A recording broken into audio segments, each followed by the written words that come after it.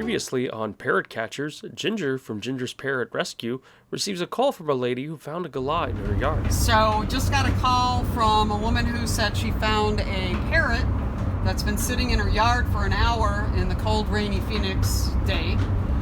She said it had a red mane and a gray body. So we'll be there to pick him up, and I'm so glad that you were able to capture him. Thank you for trying. Really, really skinny, protruding bone. Oh yeah. A keel and He's been out for a while then. Okay, kid. Ginger posts about the found cockatoo on the internet and makes contact with people who have posted that they've lost one in the recent past. Also, she's fielding calls from people who are contacting her about the found cockatoo. Gone a month, correct? About a month? So he had no idea where he was because it was moving day when he escaped. Okay. All right. So nothing's familiar to him. So, and it's not unlikely. I mean, I've had birds found before that have been over 10 miles away from a home where they've escaped. So it wouldn't be uncommon. And like I said, it's always a possibility that the bird was picked up by someone, kept for a while, and escaped from them too. Here's the thing that I need to tell you. The bird was found today, has a pretty bad head injury, was really badly emaciated and very dehydrated. So right now the bird is at the vet, which is the absolute best place for it. It's getting medication and the medical care that it needs.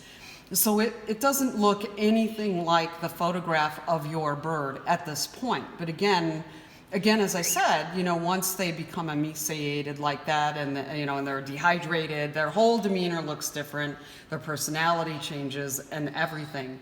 So what I would like to ask you to do is hold on for a day or two. Let's get this bird back to somewhat of a healthy situation. And then perhaps I can meet you at my vet's office, and he's located in Mesa. And perhaps we can then, assess what to do from there. But right now, you may not even recognize this, even if it is your bird, because he's really not in the greatest shape health-wise. You don't remember the last time you clipped your bird's wings, but you personally clipped the wings themselves. Okay, so they were growing back. You just don't know if they all were grown back or not when you lost the bird, right? Okay, so you don't know. Boy, there's no way to tell. Like I said, the reason why is because it's so, the emaciation, the eyes are sunken in a little bit, and its breastbone was sticking way out, loss of muscle mass. So to me, that tells me a lot of the bird being gone a long time. When there's muscle loss like that, a long time of, And so I guess the next question would be this.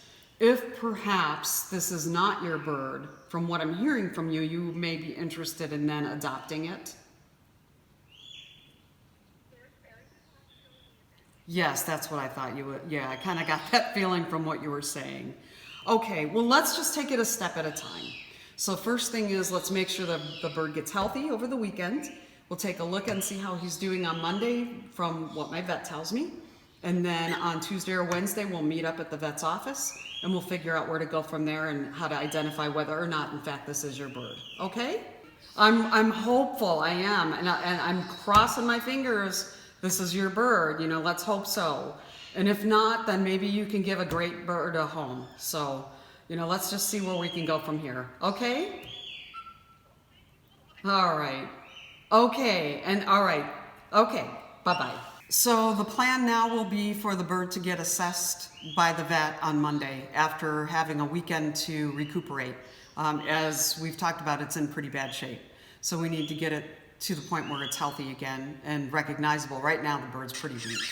And its eyes are sunken and its chest is sticking out. I mean, even if it is their bird, it's probably gonna be not recognizable by them. In the meantime, they're gonna get some photographs together and some other things. They have told me it does talk, it says some phrases, and it also coughs and mimics. So we have some things to work with here. If in fact that's their bird, we should be able to tell pretty easily. Maybe Tuesday or Wednesday is what they're looking at. They said that she's doing really well. She's up in weight, she's eating, she's feisty, everything is great, and they've officially moved her over to kind of boarding, but in quarantine, obviously, till we get chlamydia results back.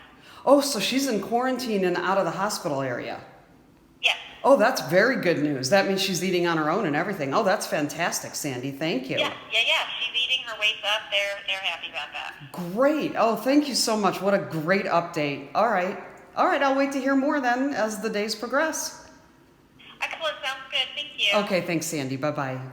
So let's take a look and just see. Oh, I just found out too that, this is something I didn't know, that dark eyes are males and female Rose Breasted Cockatoos have a lighter color eye or reddish color eye. So I've had a few calls on this and I want to look at the bird a little bit more closely now in the photos that I was supplied by Dr. Driggers. So that's what I'm doing right now. Also, I want to see if I can tell anything about the wings being clipped. These photos aren't really telling me too much in that regard. I am seeing dark eyes though. So I'm going to make a call to Driggers' office and find out two things. One is, can dehydration or emaciation change the color of the eye or any disease or anything like that? I also want to find out about the wings and see if they can spread the bird's wings now and tell me if any of them are clipped or have been clipped, or if it's been fully, or if what's grown out now is full feathered. So I still have some investigation to do based on all the calls I'm getting of people claiming this might be their bird. I've had so many people contact me about a lost rose-breasted cockatoo. And I find that fascinating, first of all, because they're not real common.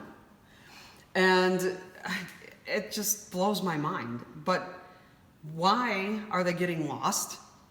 How come there's so many of them? Are people looking possibly to just claim that's their bird because it's a lost bird and unrecognizable, and so they're thinking, well, I'll get this bird for nothing and put him on Craigslist and sell him after he gets healthy?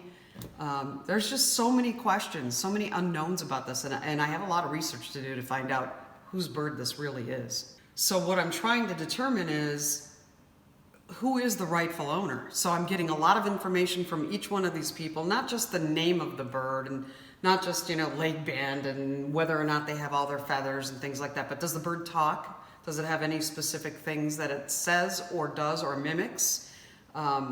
Behavior, pictures that they have, things identifying the bird to them.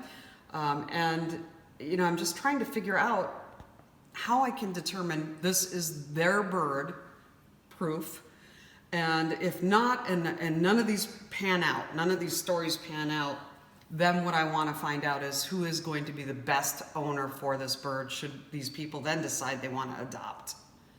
So there's a lot of work to be done for this one little bird.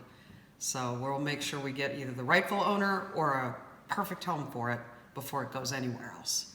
One of the most satisfying parts that I find about doing this kind of work and rescue is that in this case and many others that I've done like it, the birds never have to physically come to the rescue. Usually the owner is found, hopefully. In the larger birds, almost always. And if it's somebody looking to rehome a bird, I've done a lot of matchmaking. So I will do that through my website. I'll actually take applications, help people vet the bird, vet the new owners, meaning, do the investigation work as if they were adopting him from my premises. And this way I can help that person know what the background is. Are they a suitable candidate for a rehome? And we go from there. And those birds never come here either.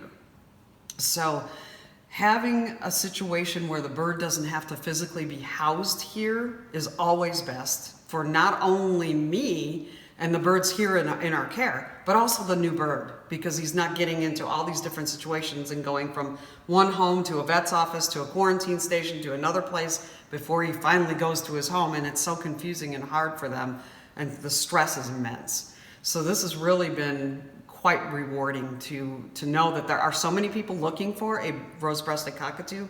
Puts the hopes up very high that I'm going to find the true owner, for one, and that this bird will never have to come here.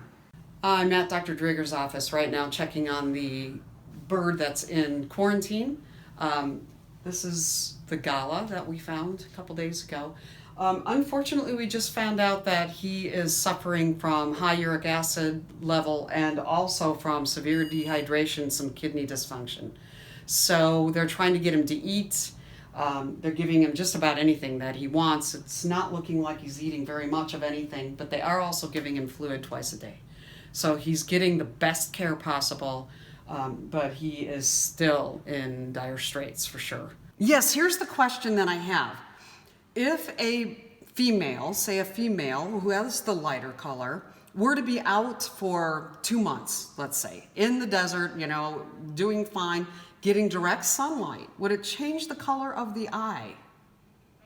That's my question, because this gentleman thinks it may be his bird, but his was a female and has the lighter color eye, and the only difference that we're hearing is the dark eye. So I just kind of want to get a feel from him, would it change the eye color? And if he comes back to me and says, no, it definitely doesn't, then I know, and so does this man. He said, then it's not his bird. He goes, it's not my bird, because my bird is a female, has the light color eye, you know, the pink eyes. Because, yeah, I really didn't know if the sunshine would change the pigment of the eye, but since Dr. Driggers feels that's definitely not something that would happen, we're confident that that's a male. All right. I do too. Thank you very, very much. Take care. All right, bye-bye. Once better, Ginger started having the bird seen by people who've lost Galahs recently at the vet clinic. I'm watching as well the body languages I'm bringing. She can hear your voice, so let's do that. I think we're good. Thanks, Sandy. There we go. Hey, bird. Pumpkin. Bird. Pretty bird. Pretty bird. Pretty bird. Dance. Dance. Pretty bird. And how long had you had Pretty Bird? Ladybird. Ladybird, bird. sorry. About 2 years. Okay. So she would definitely recognize you if, yeah. Hi. Hi. You step up. Step up. Up, up, up, up, up. Okay, I don't want to scare you. I don't want to scare you. Yeah, I don't want to scare you. You step up. Okay, okay. 2 years is a long time. That bird Yeah, would I come know. to you, so. And I'm, you're just I'm scared. so sorry, because It's I don't okay. think it's. It's okay. Yeah, I mean, Yeah.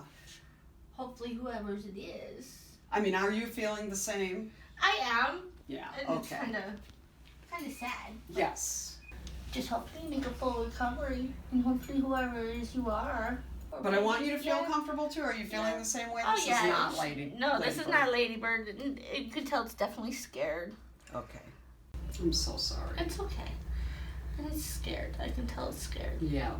But it's been through a lot too. All right, so at this point, we've interviewed everyone who's come forward thinking this might be their bird, and we're now at the end of that. So the bird needs to come back to the rescue. We're going to house them there for the next 30 days. We're going to continue to search for the owner.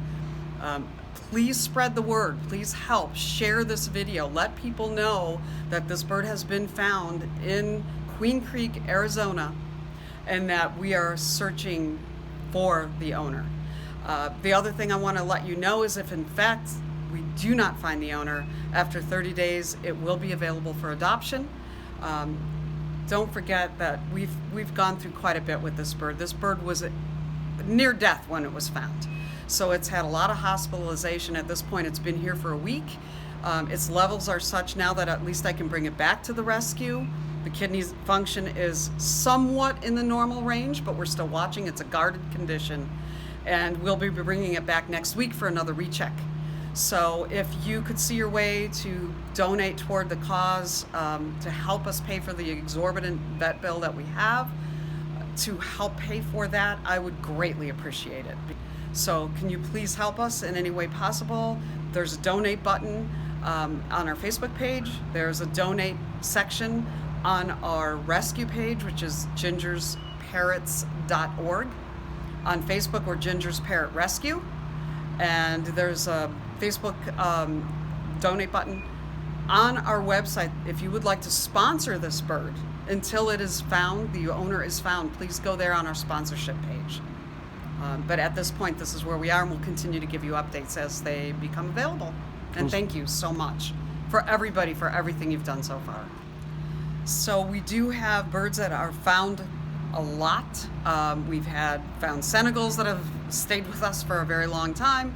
We've had found cockatiels, budgies, of course, some other birds as well, even green cheeks. So we have this event coming up. We have a grand opening at our new facility.